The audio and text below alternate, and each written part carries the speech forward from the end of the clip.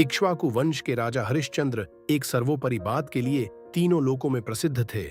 उसने कभी भी झूठ नहीं बोला, न ही कोई वादा तोड़ा, चाहे इसकी कीमत कुछ भी हो। आर्षियों को आश्चर्य होने लगा कि क्या ऐसा सत्य किसी भी परीक्षण में टिक पाएगा। आर्षि विश्वामित्र उनकी परीक्षा लेने के लिए आते हैं और एक उपहार का दावा करते हैं जिसे राजा ने समाधि में अपने पूरे राज्य के लिए देने का वादा किया था। बिना किसी हिचकिचाहट के हरिश्चंद्र ने अपना सिंहासन त्याग दिया, लेकिन फिर विश्वामित्र अपने द्वारा दी गई हर चीज के अलावा विदाई शुल्क दक्षिणा की मांग करते हैं। अपना राज्य छीन लेने के बाद राजा के पास भुगतान करने के लिए कुछ भी नहीं बचा। अपने वचन का सम्मान करने के लिए वह अपनी राजधानी को एक कंगाल, पत्नी और छोटे बेटे के साथ छोड़ देते हैं और किसी तरह वादा किए गए शुल्क को जुटाने के लिए पवित्र शहर काशी की यात्रा करते हैं। काशी में कोई अन्य साधन न होने पर हरिश्चंद्र ने अपनी प्यारी पत्नी शैव्या और उनके छोटे बेटे रोहिताश्व को दास के रूप में सेवा में बेच दिया।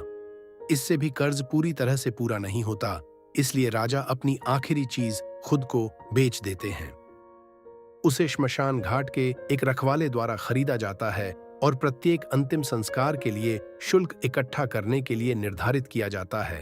एक राजा जिसने कभी पूरी पृथ्वी पर शासन किया था, अब मृतकों की अग्नि की रक्षा करते हैं और उन सभी को दूर कर देते हैं जो नियत टोल का भुगतान नहीं कर सकते हैं। एक रात एक दुखी महिला एक छोटे से शरीर को जलाने के लिए ले गई। हरिश्चंद्र ने देखा कि वह उनकी अपनी पत्नी है और बच्चा उनका बेटा रोहिताश्व है, जिसे एक सांप ने मार डाला था। उसका दिल टूट जाता है और फिर भी उसका कर्तव्य दाह संस्कार शुल्क की मांग करते हैं। अपने पद के नियम और आजीवन सत्य के व्रत से बंधा राजा अपने बच्चे को भी शुल्क के बिना नहीं जला सकता। वह अपनी रोती हुई पत्नी से भुगतान के लिए कहते हैं। वह इसे चढ़ाने के लिए अपनी शादी का कपड़ा फाड़ देती है और स्वर्ग अब और नहीं देख सकता। उसी क्षण देवता अवतरित होते हैं और विश्वामित्र बताते हैं कि पूरी परीक्षा उनकी सच्चाई की परीक्षा थी। उसका बेटा जीवित हो उठता है। एक बार भी राज्य, पत्नी और बच्चे के माध्यम से हरिश्चंद्र ने अपनी बात नहीं मानी या अपना पवित्र कर्तव्य नहीं छोड़ा। देवता उसे स्वर्ग ही प्रदान करते हैं। उसका राज्य, परिवार और सम्मान पहले से भी अधिक बहाल हो गया है।